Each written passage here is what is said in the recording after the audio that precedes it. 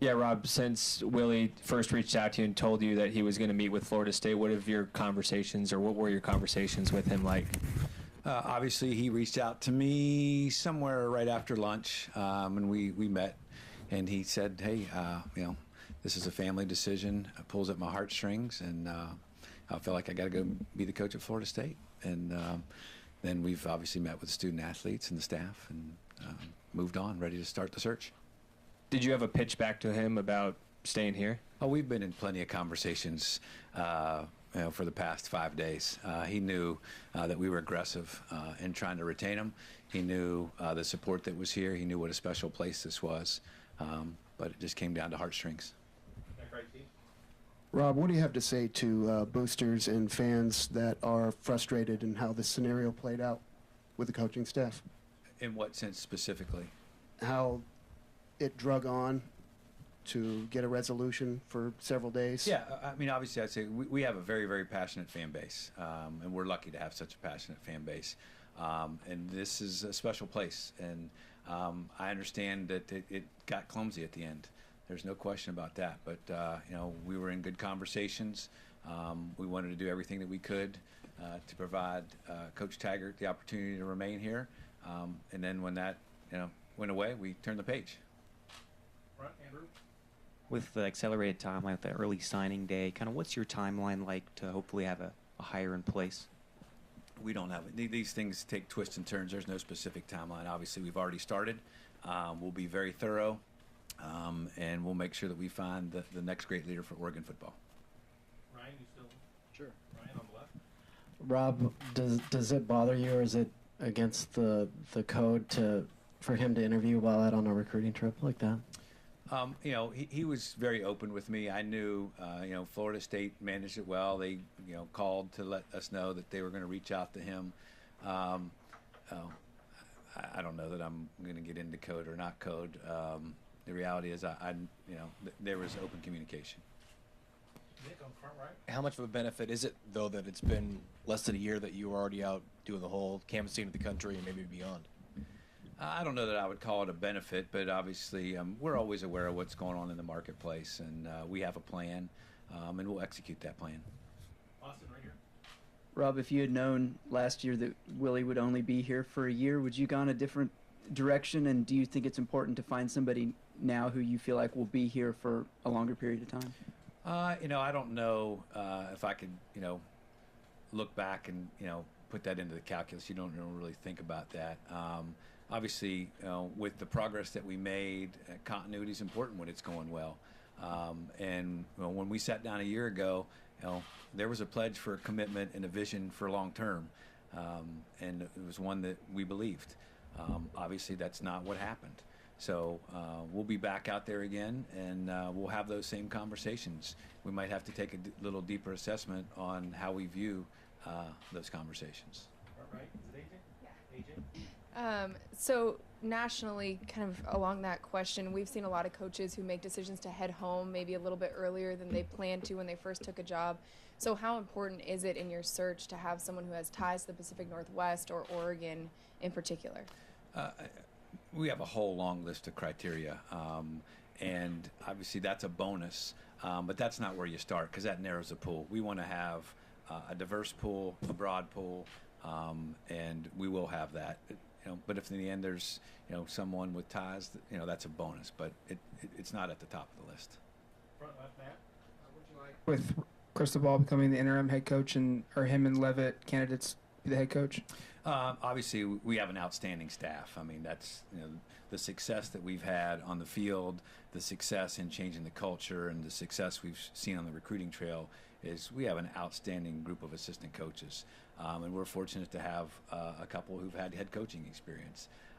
It's just the way it worked out from a division of responsibility standpoint that Mario was the choice. Obviously, we had plenty of great options and folks that will be head coaches. And there's a number of coaches on our staff who have head coach capability, and we certainly would want to talk to those. Back middle, Rick. Last year, you made a change, and there was a very distinct and a long-term culture in place here. He chose to change that. Now, do you see elements of the culture that is in place now that you can build upon, or are you really at square one again? No, listen, it's about the student athletes, and we have outstanding young people, and they're the ones that, under the vision of a leader, shifted that culture. And as I told them today, I'm very proud of what they've done in the past year. I want them to finish up finals the right way and get excited. They earned a bowl trip, and that's coming up, and they need to enjoy that. But really, that's the group. There's been good locker room leadership. They've created the great culture, and there's some elements of that we want to carry on, absolutely. Travis Middle. Rob, obviously Willie's decision was his decision. It wasn't your decision or the players. So when you talked to the players this morning, how difficult was it to talk to them again just 1 year later, and especially some of these players are going to be on their third head coach in 3 years? Yeah, I mean, again, we have outstanding student athletes who are very strong, but nobody wants to be in this position. But it's a reality. I'm very honest with them. Had conversations with them as a group, and then some individually. And at the end of the day, they love being Ducks. They're very proud to represent the Oregon Ducks, and they express confidence that we'll be able to find a great coach because this is such a special place. Andrew, front middle. There have been some reports that Jim Levitt will follow Willie to FSU, but when you talked to Willie today, did he make that specific that he would bring Jim, or do you know what Jim's future is if he's still in play here? No one's mentioned that to us. Willie said the only thing that we talked about was that the staff would remain intact till December 16th so that these kids can enjoy the fruits of their labor during the year and be rewarded with a bowl game. And no one has mentioned anything to me about Florida State and Jim. Middle Sky. Do you want this? Yeah. You mentioned when you're vetting through the new candidates, you maybe have to take a deeper assessment into their commitment to the university. You've been at this for some time. Have you seen a change in culture with coaches and coaches that used to be in it for the kids and now are more in it for the money grab? Boy, that's a broad question. The reality is it's about the individual person. We want somebody, this is a special place. And people understand it's a special place. It's a special place because of the people, because of the fans, because of the success. And it's very attractive. I'm confident we'll find someone who wants to be here long term and build on the foundation that's here. Tyson on the right. Apologies if I missed this earlier, but was Willie in the meeting today? He met with the student athletes prior to me. I was not in the meeting with him and the student athletes. Here on the left, Austin.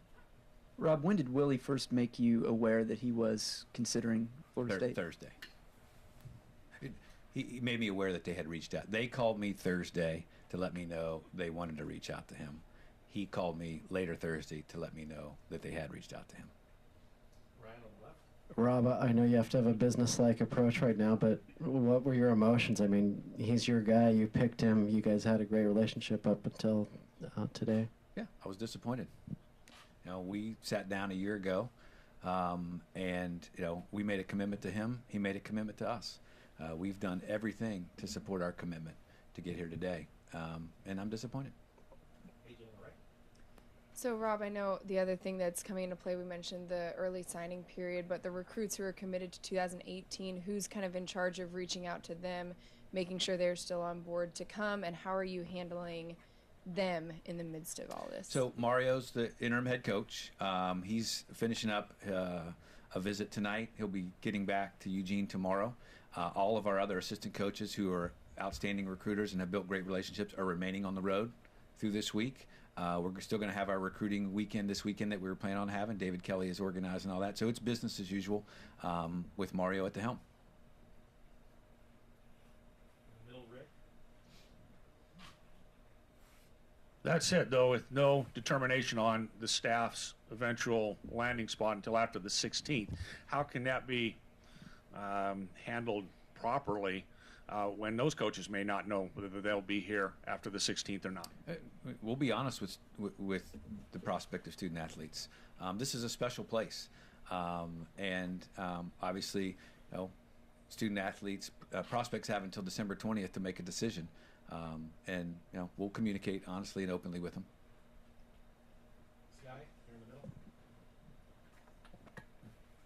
Did you get a sense during your conversations with Coach Taggart that you mentioned that Oregon's a special place, but he's moving for a place that, as you put it, was tugged on his heartstrings. Did you get a sense that maybe Florida State was the only job that would have led to this situation right now?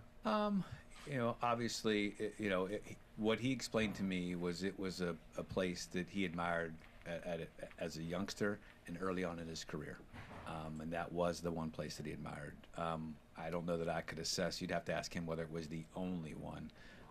But it was certainly one that held a special place in his heart from a young age. On the left, Austin. It was reported that Willie was offered a contract extension around the time of the Civil War. A, can you confirm that? And B, were there any subsequent offers made to him during the negotiations? Yes, there was a contract extension offered him before the Civil War. And yes, there were substantive contract discussions all the way up through yesterday. Right, Andrew. Yeah, off that, beyond the money going to Willie in those contract negotiations, was he wanting something more from you, support-wise? Was he seeking anything, more of a commitment? He wanted to make sure that we did everything we could to retain the staff, which we obviously made that commitment. It's an outstanding staff. But that was really it. I mean, it was really about an extension, increasing the compensation and making sure that we retain the staff. Back right, Steve. What criteria are you setting up in your search for the next coach? What do you see as an important factor for this next hire? Right.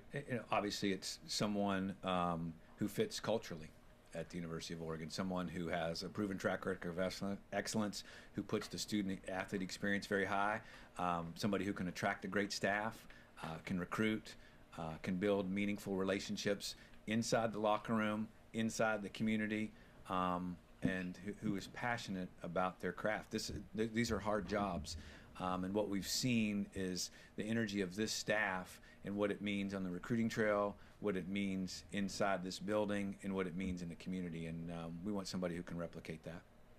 Right, left, Austin. Will you use a search firm, and would it be the same one you used last time? Yes and yes. They'll help us with the logistics. Back middle, Rick. Kind of maybe a philosophical question, but this time of year with the bowls and with the recruiting and then coaching changes, it always seems like there is no way this can work out well. It's always going to kind of things slip between the cracks. Do you have any thoughts or any ideas on how maybe this period of time in a football season and the transition between coaching position changes could be handled a little bit better, taking into consideration the recruiting and the potential student athletes coming in? You mean for the industry? Yes. There was a lot of debate and discussion around moving the signing day up, and what impact that would have, because we're kind of in the silly season of all the movement. But there's a lot of other things in play to it. You can't isolate it into one issue relative to coaching change. There's a lot of other factors that went into the lengthy, multi-year discussion about signing days, and we'll continue to have those debates. I don't have a magic bullet, no. Okay. Thank you. Great. Thank you, guys. Appreciate it.